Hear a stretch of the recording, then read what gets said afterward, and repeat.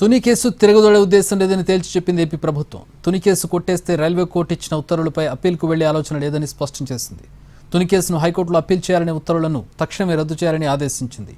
ఏ స్థాయిలో ఆమోదంతో ఫైల్ నడిచిందనే ఈ విషయంలో ఆరా తీస్తున్నారు అధికారులు. అయితే కేసుపై RPF senior divisional security commissioner చేసిన ప్రతిపాదనల ఆధారంగా ఉత్తర్వులు వెలువడినట్టు గుర్తించారు. సున్నితమైన ఇలాంటి అంశాలపై అలసత్వంతో జరిగే చర్యలను ఉపేక్షించేది లేదని హెచ్చరించింది. ప్రభుత్వ ఆదేశాలతో మరికొద్దిసేపట్లో జీవో రద్దు చేస్తూ ఉత్తర్వులు వెలువడనున్నాయి.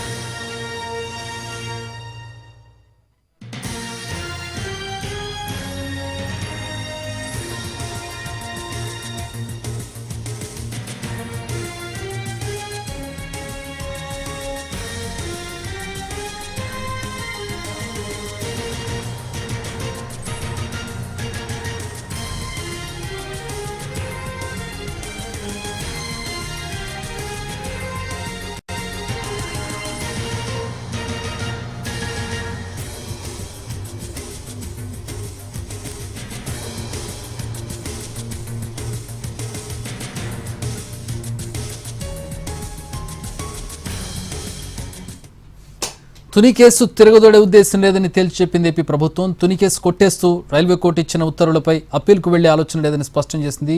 తుని కేసును హైకోర్టులో అప్పీల్ చేయాలనే ఉత్తర్వులను తక్షణమే రద్దు చేయాలని ఆదేశించింది.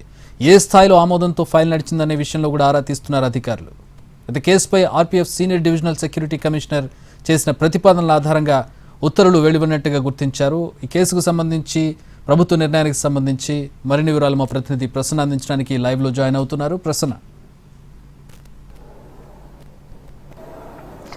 ఇది చాలా ఇంపార్టెంట్ డెవలప్మెంట్ గా ప్రస్తుతం మనం చూడొచ్చు. ఎందుకంటే ఒక జీవో ఇచ్చి 24 గంటలు కూడా గడవ ముందే ఆ జీవోని వెనక్కి తీసుకున్న పరిస్థితి ప్రస్తుతం మనకి కనిపిస్తూ ఉంది. తుని రైల్వే సంఘటనకు సంబంధించి గతంలో అంటే 2014-2019 మధ్య టీడీపీ ప్రభుత్వం ఉన్నప్పుడు సీఎం చంద్రబాబు ఉన్నప్పుడు జరిగిన సంఘటన కాపు రిజర్వేషన్లకు సంబంధించి తునిలో కాపు రిజర్వేషన్ పోరాట నాయకుడు అప్పట్లో ముద్రగడ్డ పద్మనాభం ఇతర అనుచరులు వీళ్ళంతా కలిసి ఆందోళన కార్యక్రమాలు నిర్వహించారు. ఆ ఆందోళన కార్యక్రమాల్లో భాగంగా ఉమ్మడి తూర్పుగోదావరి జిల్లాలో రత్నాచల్ ఎక్స్ప్రెస్ వస్తున్నప్పుడు ఆ ట్రైన్ మీద కొంత తగలబెట్టడం, నిప్పంటించిన పరిస్థితి కనపడింది. దాని తర్వాత వాళ్ళ మీద కేసులు ఫైల్ చేయడం కూడా జరిగింది. అయితే గత ప్రభుత్వంలో 2019-2024 మధ్య వైసీపీ ప్రభుత్వం వచ్చినప్పుడు ఈ కేసులను కొన్నింటిని తొలగించారు.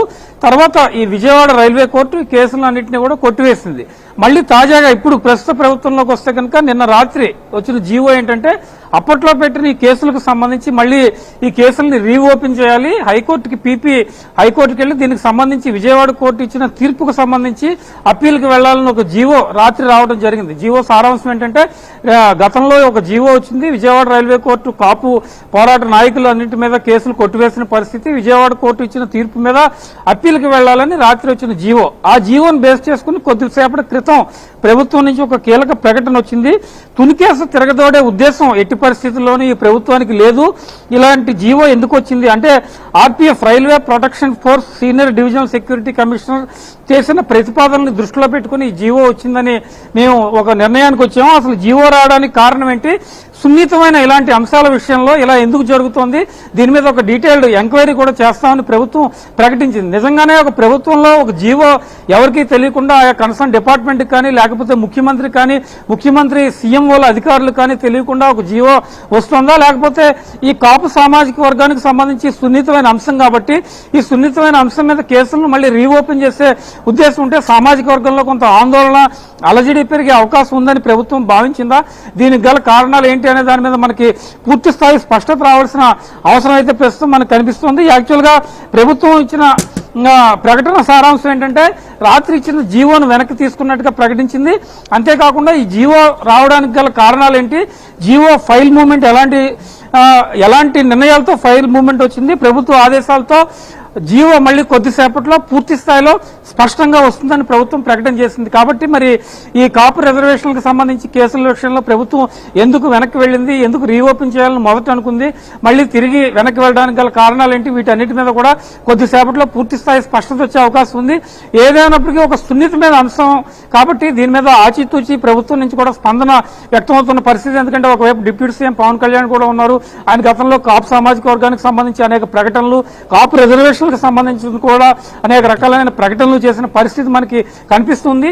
ఏదేమైనప్పటికీ ఆ కేసులను రీఓపెన్ చేయాలన్న ఒక నిర్ణయాన్ని ప్రభుత్వం ఉపసంహరించుకుంది.